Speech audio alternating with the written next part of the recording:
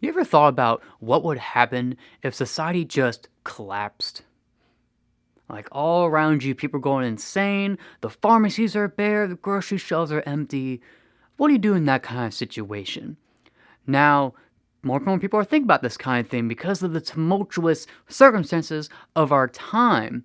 And there's actually a lot of information out there about how to prepare for an apocalyptic scenario where the economy crashes, where the system's gone, and everything that you could just walk to the store and get is no longer there. There's plenty of guides out there for that kind of thing, such as, getting weapons, stocking up on food, stocking up on paper, um, organizing with your fellow community, and all that good stuff. But today, I'm not going to focus on any of that. What I want to focus on is what these survival guides are usually missing. See, these survival guides are meant for normal people, but diabetics, how would we survive an apocalyptic scenario?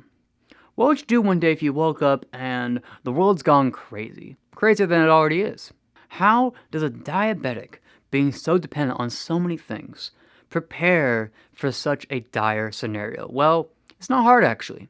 Similar to any other prepping, it comes to bulking up and stocking up and just being ready for the worst case scenarios and having the skills you need in order to manage with or without our creature comforts. Now let's start with insulin.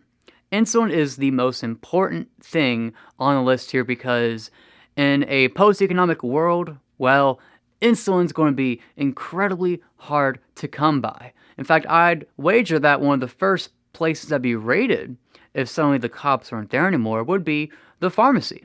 Because medicine is not easy to make, especially insulin. It's a very complicated thing to make up. So the first thing on your list as far as stuff to stock up is insulin. Because if you run out of insulin, then you're toast. Especially a type 1 diabetic like me, if you're type 1, you're not going to last more than a few days without insulin. Now, how do you stock up on insulin? Well, in most circumstances in the United States, your insulin is limited to by what they prescribe to you. So one solution could be to simply lie. Now, I'm not saying that you should do that or that I do it myself, because technically that's fraud, but if you were to want to stock up for a apocalyptic scenario, then that would be one solution. Simply go to your doctor and tell them you need way more insulin than you actually use. And over time, and over a few months, you'll be able to accumulate a lot more insulin than you'll need at the time, and as long as you don't open it, it'll stay good for at least a few years. So that's one option. Now, there might be an issue here. Let's say you're on a pump, for example, where it actually logs how much insulin you use, and your doctor's able to see this, and you're not going to be able to get away with lying to the doctor about how much insulin you use. Or let's say you just don't have the time for that. Let's say the apocalypse is right on the front doorstep and you just don't have months and months to prepare and get an appointment and all that stuff. Well, what do?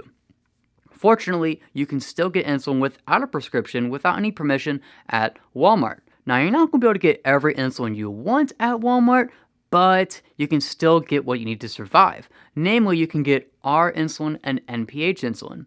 R insulin you can use for meals, especially low-carb meals.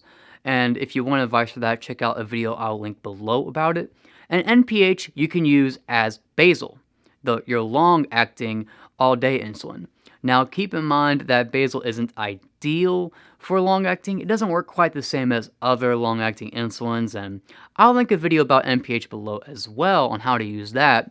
But in a pinch, it's going to be a lot better to have R and NPH than no insulin at all, right? And again, you can just go to Walmart, walk up right to the counter in most states, except for Indiana, I believe, and just pay them $25 for a vial, pay them $50 for 2 vials, get as much as you think you'll need.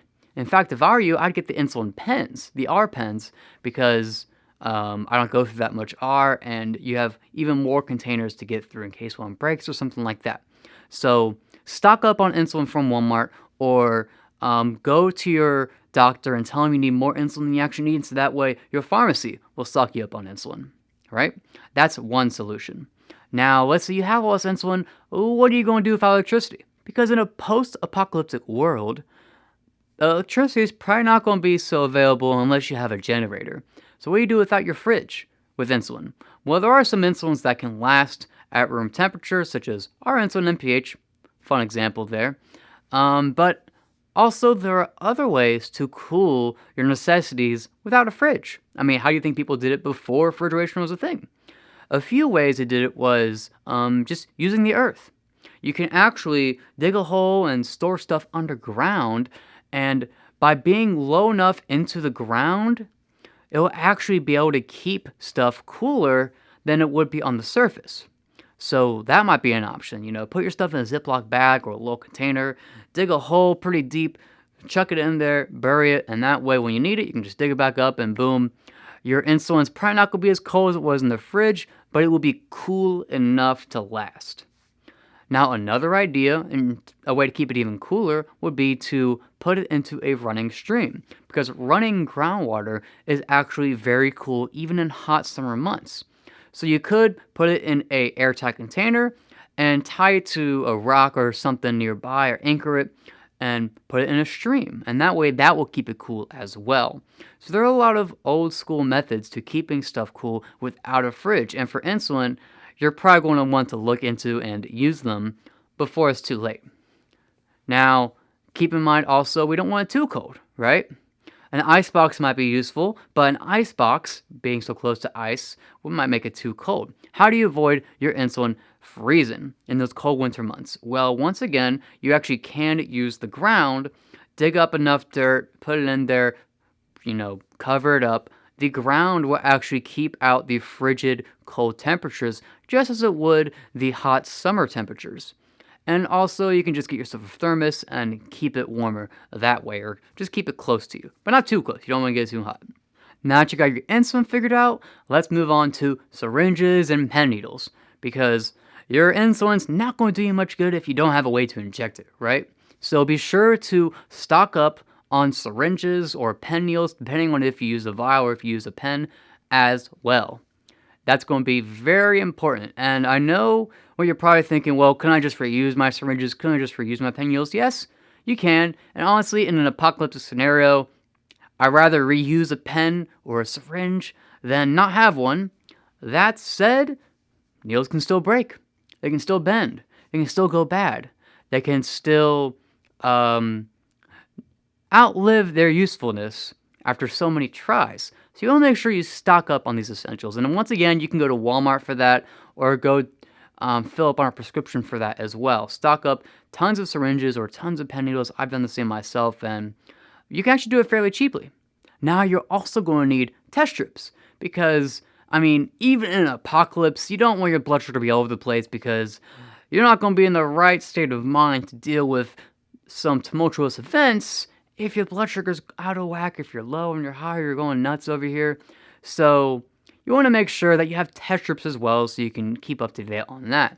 And what I recommend there is, once again, either using way less than you're getting prescribed. I'm not saying stop using strips. I'm saying get more than you use.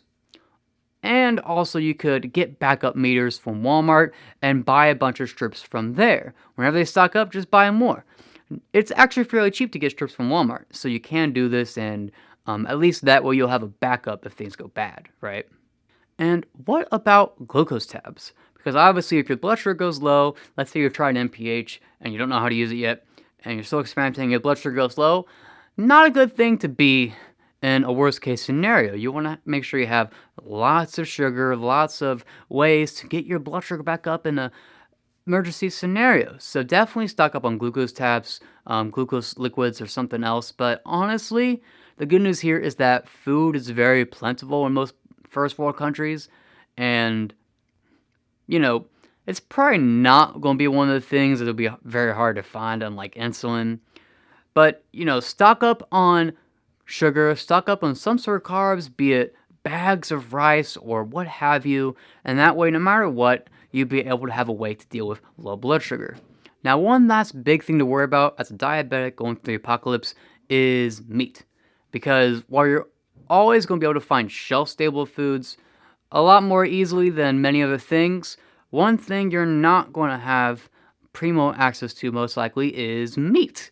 We've already went through this with the big old Rona knocking out big meat factories and stuff like that, and people couldn't even find beef for weeks. And that was a situation, imagine that on a bigger and grander scale. You don't want to run out of meat, right? Because even in an apocalypse, I want to have good blood sugar. I'd rather be able to stay low carb and eat the way I do and be able to enjoy the food I enjoy. Now, my solution here is basically to stock up, not on meat in the freezer because, well, electricity's gone, freezer's going to go dead, and boom, all that frozen meat is donezo. Instead, I'd get canned meat. Just stock up on Spam, on canned corned beef, on whatever canned meat you can. It doesn't have to be perfect. And that way you'll have at least a few months worth of food, of low-carb food, to last you and, keep your blood sugar under control, and so on. You can also get stuff like anchovies. You can get pickled products such as sauerkraut, pickled eggs. There's a lot of jarred goods you can get that are low carb that will be able to sustain you, that will be able to help you out in that kind of scenario without making your blood sugar go crazy. So I recommend you stock up on food like that as well. So just to repeat myself, make sure you stock up on insulin. Make sure you stock up on strips. Make sure you stock up on syringes and pen needles. Make sure you stock up on some sort of way to raise your blood sugar. And most importantly, make sure you have the food you need to survive without having to go to the grocery store, without having to rely on someone else.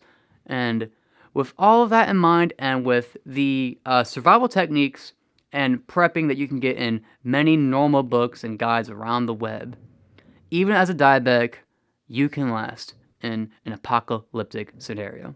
That's all I have today, guys.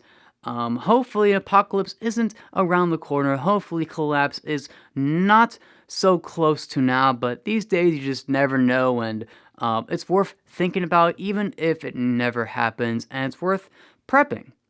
Even if you prep and you get all this stuff and you just never use it, fine, you can just use it when you feel like it. But it's good to be ready. It's good to be ready for the worst case scenario or if an emergency happens, and I hope this little video guide helps you do that. That's all for now, everyone. Keep taming that type 1, and we'll see you next time. Hey guys, if you liked the video, be sure to give it a thumbs up, be sure to share it around with your friends and any other diabetic you know, and be sure to subscribe to the channel so that way you can keep updated on the latest videos coming out from Tame Type 1. Be sure also to go on my page, tametype1.com, where you can find more guides, where you can find testimonials, and so much more awesome information on taming type 1 diabetes. Now, along with that, I want you to follow me on all my social platforms across the web, and keep in mind, big tech censorship is getting heavier and heavier against dissent. And as you might know, Tame Type 1 is dissent against the medical establishment dogma. So I'm not sure how long I'm going to be on Facebook and YouTube, my main platforms, but just in case, I need you guys to also follow me on BitChute, on Gab, on Parler, on Telegram, and also on Rumble. So be sure to give me a like and give me a follow on these platforms as well. I'll have them linked below. And that way, no matter what happens, no matter how censorious or technical overlords get, you can keep following me at tametype1.com and keep learning more about what it takes to tame your type 1.